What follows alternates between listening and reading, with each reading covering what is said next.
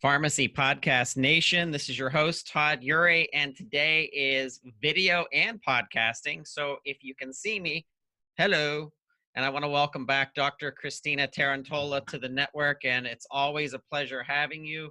Christina, you've been a treasured friend and a trusted confidant of mine for some years now, and you've really gone places. I'm excited about what's happening to you in your career.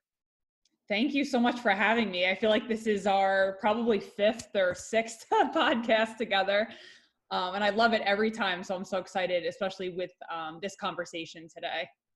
I want this to be fun. It's always fun talking to you. We're all kind of extra stressed out because of something that's unprecedented happening in the history of the globe, as well as our country with COVID-19, the coronavirus.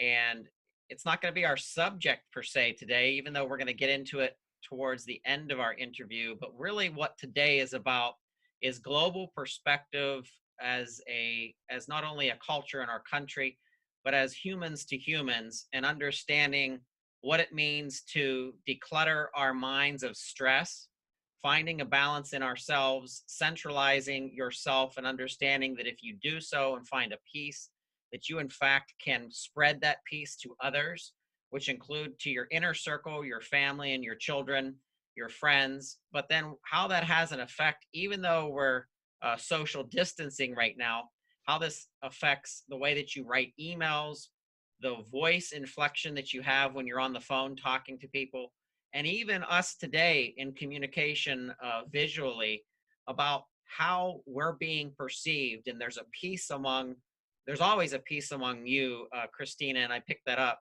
but it's very sincere. And I want to talk about some of that today, releasing and decluttering and just kind of being one with yourself, what kind of effect that has on others. And I really want you to preface that with our listeners today. Yeah. So with everything that's going on right now, there is literally, when you think of a virus, it is so contagious, right? So it's literally not just the virus, but it's also this pervasive fear that we see happening in the collective right now. And what I want to offer you today is a different perspective that's going to help you see how to manage this stress and release it, and also to come into harmony with yourself and realize that no matter what's going on outside of you, that you can always tap into your truth, light, and power. So this is an empowerment conversation. It's really designed to have you leave this conversation with a sense of understanding that, yes, this is happening. It's very present, and realizing that you can control how you perceive the situation.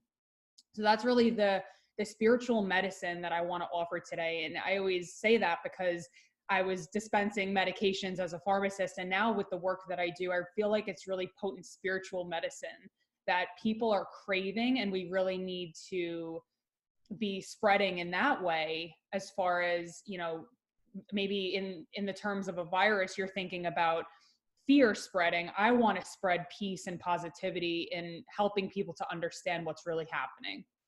So when we think about today's chronic disease and those that pharmacists focus on more so than even physicians, I'm thinking of hypertension and diabetes and cholesterol and some things like that, and the coaching that a community pharmacist gives to their patient base and their client base. What I also feel that's very prevalent in today's culture is the sense of stress and what happens to our blood pressure and what happens to our health based on that disintegrating stress, disintegrating the peace that we have in ourselves. So before we get into how that can outwardly impact the people in our lives and how you're advocating this sense of peace in ourselves first and then to give outreach, can you give our listeners some steps of what they can do to declutter their own lives, almost like a computer program? When your computer gets bogged down with maybe viruses or files you're not using or programs, it becomes slower. It's not as effective to use. You go through a quality decluttering and virus extractor per se, and all of a sudden your computer's back to working as it is. There, I don't think there's any difference in human beings. So give us some Absolutely. steps, Christina, of what we can do to kind of start on ourselves and then move outwardly. I love what you said about there is such a cascade of your thoughts trigger these emotions of stress.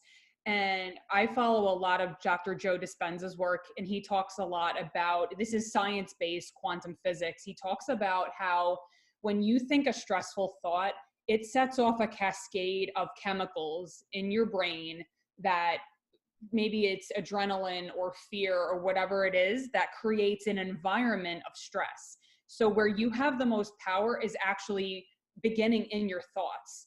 So however you can slow down your brain waves through meditation, get yourself into an environment of peace.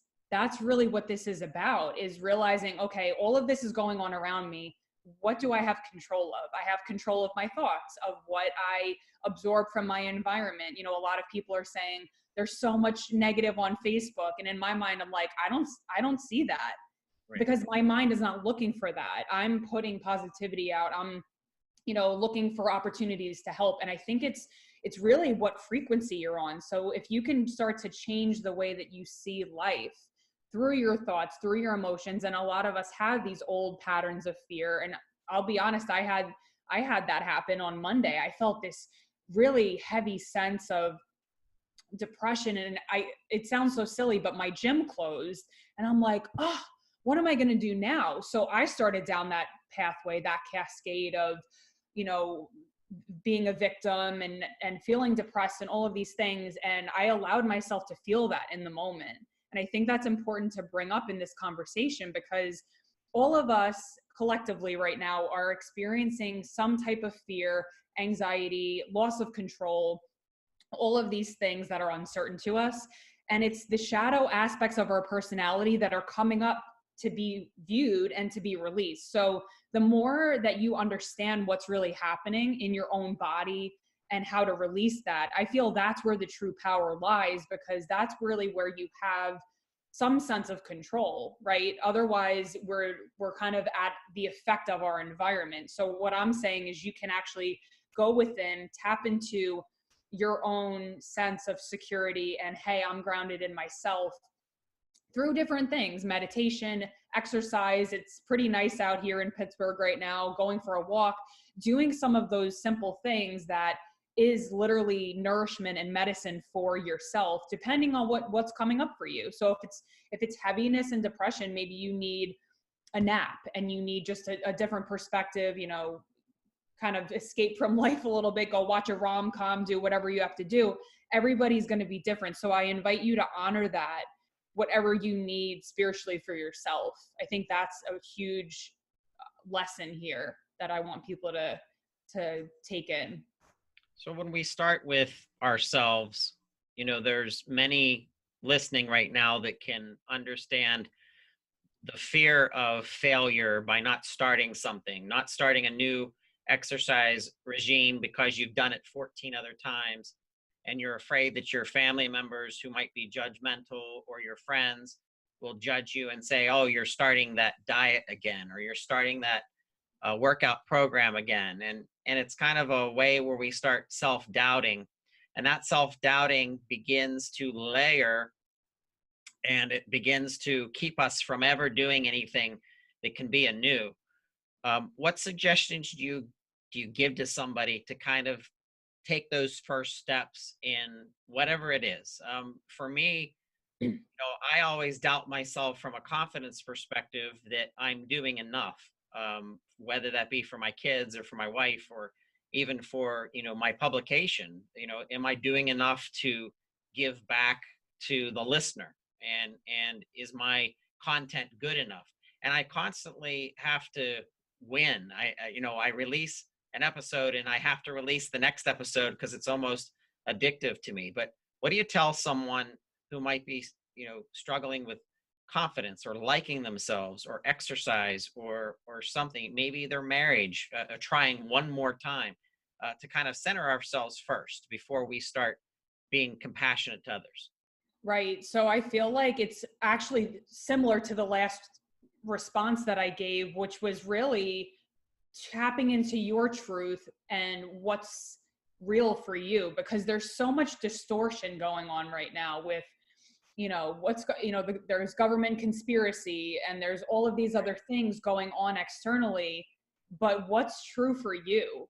I know I've experienced self-doubt when I first started my business, for example, and everybody around me was like, who's going to pay you, $100 an hour? That's what I was charging at the time.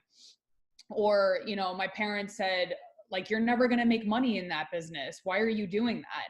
And you almost have to be your own best advocate and tap into your own truth, because there's going to be stuff that you can't control. You can't control what people say or the news or anything like that. So it's really, you need to anchor into yourself and believe and look at the higher perspective. Like you know me, I talk about God all the time. How would God look down at this perspective? How does God see me? Because that is not distorted. That's spiritual truth. And so seeing it from that lens is going to help you have the confidence and move forward and say, you know what, despite everything that these people are saying or whatever's happening, I can connect in your own way, whatever that is, and discover, okay, this is really what's true. So I think that's a huge just mental perspective to have around it.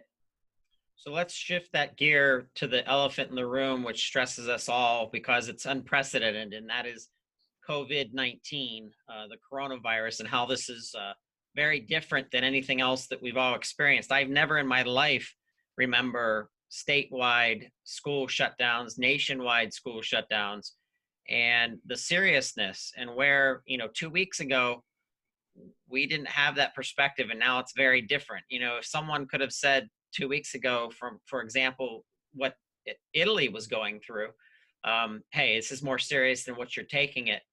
And I was like, okay, well, the flu's dangerous, so why are we putting so much perspective in this? But Yeah. shift gears and talk about that from your perspective as a pharmacist as well. So which aspect do you want me to? What I'm thinking of is, self-reflection and being being vigilant in what we're doing in this day and age, what we're doing today, what we're doing in over the next 2 to 4 weeks, possibly 8 weeks, in experiencing something that we've never experienced before. Mhm. Um, Yeah. So I always think of this is actually a bigger container of the work that I do with women, the transformation work. So whenever you're starting something new, whether it's a new business or a new workout routine or whatever, there's some aspect of the unknown. So this virus is representing all of those things to us, right? The unknown, the fear, the self-doubt that I was talking about before. So this virus is triggering within each individual a collective, individual and collective, literally waking up. We're like, oh my God, I didn't know that I had this scarcity mentality, or oh, I didn't know I had this fear or anxiety or loss of control. These are all things that people face, not only with viruses, with anything in life. So I like to just make that analogy that, okay, we all experience things that we're uncertain of. And this is requiring a lot of people to be isolated in their homes, which is even furthering that process of introspection and looking within ourselves and seeing how we're reacting, how we're responding. So I think it's important to just be aware of what those things are so each person listening right now might have different things coming up and realizing, okay, I can let this go. I can go for a walk. I can meditate. I can, Harvard and all of the Ivy League schools right now, they're doing free courses, so it's like I said back at the beginning, it's where you're focusing your energy and how you're seeing that this is actually a big gift, even though it's very inconvenient. It's very uncomfortable for a lot of people. How can you alchemize your perspective of this and see it as a gift? Maybe you get to spend more time with your kids. Maybe you get to read a book that you never got to read before. I mean, there's so many things that are going to come as a result of this. Also, people banding together. So there's a sense of this collective, people helping each other out. I think it's what you focus on that's going to dictate how you feel about it. So all of these things are important to talk about. that really gives us segue, Christina, to compassion and now going outward. Even though we're social distancing right now, picking up the phone and calling a family member that you haven't talked to in months, even years, or sending a message, a tweet to a friend that you haven't talked to in a while, taking time to reach out to others and be compassionate and trying to empathize of what they might be going through. I read a ton every day in the morning before I begin my day on social, Twitter and Facebook and things, and I try to send messages to people that post things where I can actually read a slight bit sense of fear right now, and kind of giving them information or education based on the CDC or WHO, or verified information to say, hey, we're going to be okay. We're going to get through this. Um, let's be cognizant of hand washing and some basic things that I think have risen and become much more prevalent than ever. And then, of course, the new term social distancing and things like that. But this is also a time to be compassionate. It's not physical health all by itself. It's also spiritual health, just as you advocate for. And just talk about that outward compassion to us too. It's so interesting because as you were talking, you were saying you're like reaching out to these people. I remember that story that you told me about your dad, how you used to go up and like just touch him or hug him or whatever. That's so you. So I love that you do that to like people on the internet. I think that's great. Yeah, just realizing that, everybody's going through this. I feel like it's a collective awakening. And I remember when I first started on my spiritual journey, which is where a lot of people are right now, it's very uncertain. It's like you're kind of just being open to all of these lower energies and all of these things that you might not have ever noticed about yourself before. And that self-compassion is the first element. And then being a resource to other people. Everybody has a gift to give. Like I've done free meditations, or, I've seen some people, like actually one of my college professors is a DJ. He was putting out, free music and free sets. So I encourage every single person listening to this to put out a gift, whether it's an encouraging word to somebody, or maybe you teach yoga, like doing a free yoga class or whatever that is, because that's how we restore peace here. When each little movement that somebody can do, and it's called, I think it's called the butterfly effect, right? So like it's a domino effect. So if one person can start that, we can wipe out the fear and start amplifying love and the truth of the fact that we are all in it together. So I feel like all of those little acts are super important. So, how do people that are listening, either they're watching this video or they're listening and they want to reach out to you because they're interested in some of the things that you do, what's the best way to get a hold of you? Yeah, so I'm on YouTube, Facebook, Instagram, Dr. Christina Tarantola. So you can just search me, friend me. My website is enlightenedwellnesspa, as in Pennsylvania.com. So I would love to continue this conversation with anybody. I'm here as a resource, so feel free to reach out. We're going to have Christina's information in the show notes on the Pharmacy Podcast Nation. However, we're also going to have show notes in the YouTube. This isn't reserved for just medical professionals, healthcare professionals, and pharmacists. If you are a professional stressing out right now with what that is, work, you just want somebody to help reset, you're going through some transformation yourself, reach out to Christina. She is a magnet of goodness, and what she does and how she makes me personally feel. Christina, I love getting your Instagram messages once in a while and or texts. You've always been reciprocal of just love in general. So I've really appreciated you. Oh my God. I feel that. I feel that so much right now. Thank you. And I'd have to say the same about you. I love hearing your voice on my voice memos. All the love. We're spreading the love, everybody. Great. And if you have dogs, Christina and I are dog people too. So love those puppies as you're home a little extra more. They appreciate it. Yeah. So we thank you so much for listening to the Pharmacy Podcast. Our guest was Dr. Christina Tarantola. You can Google her, Christina Tarantola. She comes right up. And we always thank you for listening to the Pharmacy Podcast.